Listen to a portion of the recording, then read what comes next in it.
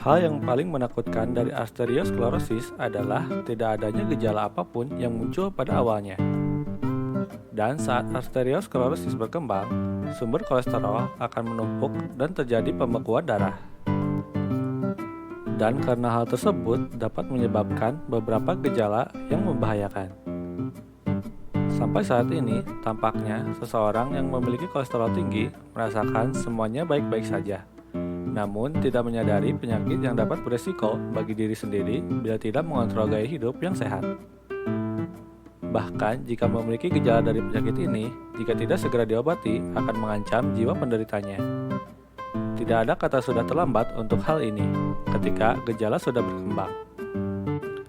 Ada hal-hal yang dapat kamu lakukan untuk menghindari hal terburuk, baik itu di rumah sakit maupun di rumah. Saya harap kamu dapat memperhatikan video ini dan mengingatnya, supaya dapat memperhatikan diri sendiri termasuk orang di sekitarmu. Dan mohon untuk mengingat gejala jika kamu terkena gejala tersebut segera untuk memeriksakannya. Halo, kembali lagi di channel Nasihat Dokter Jepang.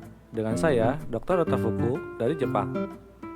Kali ini kita akan membahas jangan sampai terlewat 3 tanda arteriosklerosis yang sedang berkembang. Kalau begitu, mari kita bahas bersama-sama. Tanda-tanda berkembangnya arteriosklerosis nomor 1 adalah nyeri dada setelah naik tangga.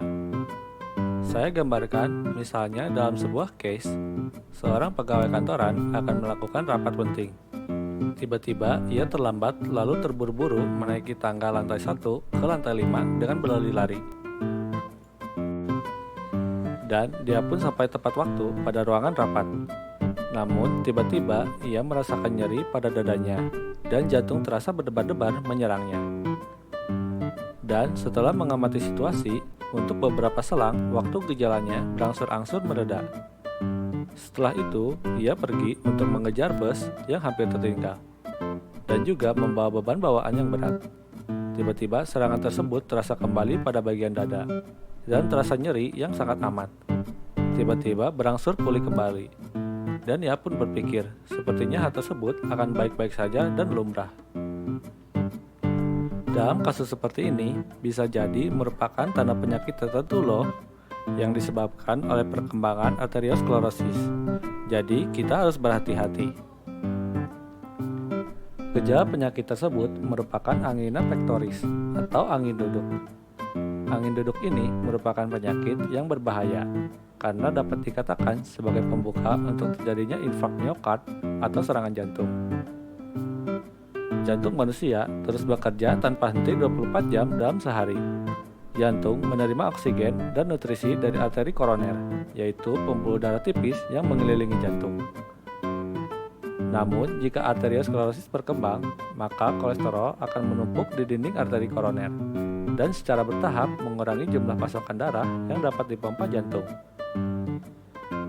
Jadi, ketika seseorang yang memiliki arteriosklerosis yang sedang berkembang pada arteri koroner jantung, saat menaiki tangga ataupun berlari, jantung biasanya membutuhkan lebih banyak oksigen dari biasanya. Maka pada arteri koroner jantung akan membebani kerja jantung tersebut dan dikarenakan kekurangan pasokan oksigen akan menyebabkan penderitanya mengalami nyeri pada dadanya. Dikatakan sekitar 3/4 dari bagian dalam arteri koroner tersumbat, maka gejala nyeri dada akan keluar.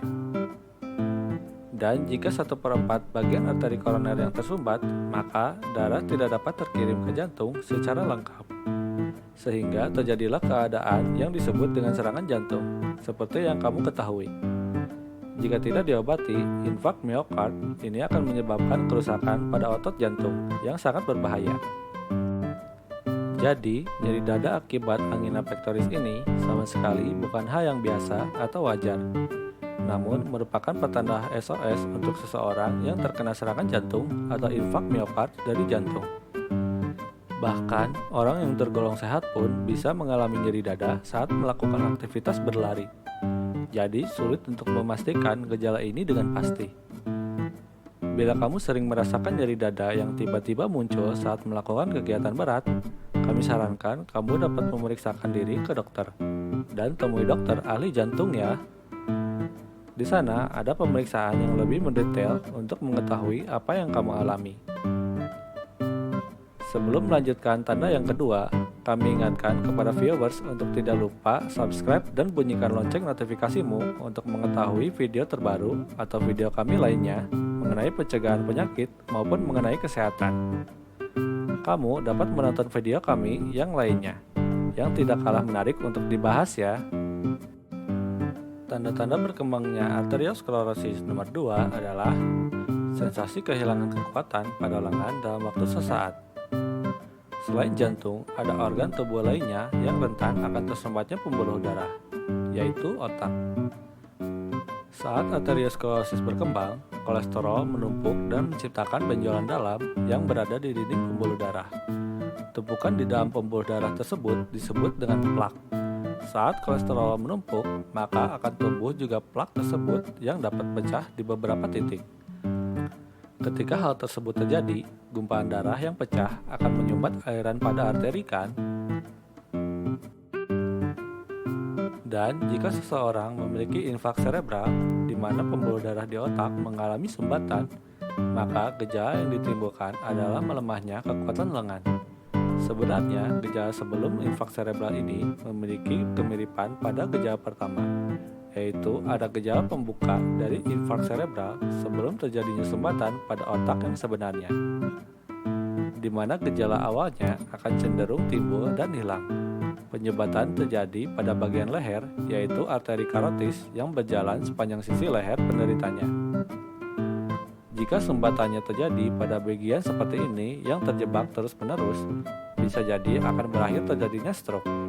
Tetapi ada juga kemungkinan sumbatan itu akan mengalir lagi dalam darah dan gejalanya akan hilang. Dan serangan tahapan awal ini biasa disebut dengan serangan iskemik sementara atau TIA. TIA sendiri merupakan case ketika penderitanya mengalami kehilangan kekuatan pada lengannya selama 5 menit atau 10 menit, lalu tiba-tiba kembali seperti normal. Maka dari itu, jangan abaikan bila sering mengalami gejala ini walaupun setelah beberapa menit terasa baik-baik saja. Bukan berarti benar-benar hilang, penyakitnya juga hilang. Tetapi, hal itu merupakan resiko untuk terjadinya infak cerebral. Maka sebaiknya segera periksakan ke rumah sakit dan temui dokter ahli saraf ya. Tanda-tanda berkembangnya arteriosklerosis nomor 3 adalah sakit betis saat berjalan. Gejala ini sangat umum ketika arteriosklerosis telah berkembang. Jika betis sakit ketika kamu sedang berjalan, kamu mungkin perlu khawatir karena hal tersebut dapat berhubungan dengan efek arteriosklerosis. Saat berjalan, manusia membutuhkan oksigen sekitar 10 kali lebih banyak daripada saat otot kakinya sedang bersantai atau tidak berjalan. Ketika arteriosklerosis pada pembuluh darah berkembang, maka pembuluh darah menjadi menyempit. Darah tidak dapat dikirim dengan baik ke jaringan kaki, sehingga menyebabkan kekurangan oksigen pada otot-otot kaki, dan terjadilah sensasi betis terasa sakit atau nyeri. Jika kamu beristirahat sebentar, oksigen akan meresap ke otot-otot kaki, dan rasa sakitnya akan mereda. Tetapi, jika kamu mulai berjalan lagi, kekurangan oksigen akan terjadi dan gejala berulang pun kembali datang. Bila dilakukan terus-menerus seperti mengalami gejala beristirahat, lalu berjalan lagi setelah itu mengalami nyeri kembali, dalam istilah medis hal ini disebut dengan claudication intermittent. Selama ini, kondisi claudication intermittent dapat terjadi karena masalah saraf atau arteriosklerosis. Tetapi seperti yang saya jelaskan kali ini, ada kasus di mana gejala ini dapat dilakukan pengobatan dengan memasangkan stent untuk mencegah pembuluh darah menyempit kembali. Jika baru-baru ini kamu mengalami kaki yang terasa sakit dan nyeri untuk berjalan, dan merasakan bahwa hal tersebut wajar di usia yang sudah lanjut, saya tetap sarankan kamu harus memeriksakannya ke dokter penyakit dalam ataupun dokter ahli jantung. Bagaimana? Apakah kamu sudah mengerti mengenai arteriosklerosis ini?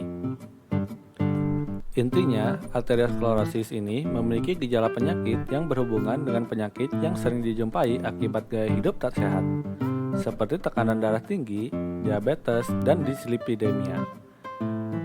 Saya tidak ingin kalian menyesalinya karena terlambat akan menyadari hal-hal yang saya sampaikan. Ada baiknya kamu dapat sharing kepada orang sekitarmu ya. Sampai di sini video kami kali ini. Sampai jumpa di video selanjutnya. Sayonara.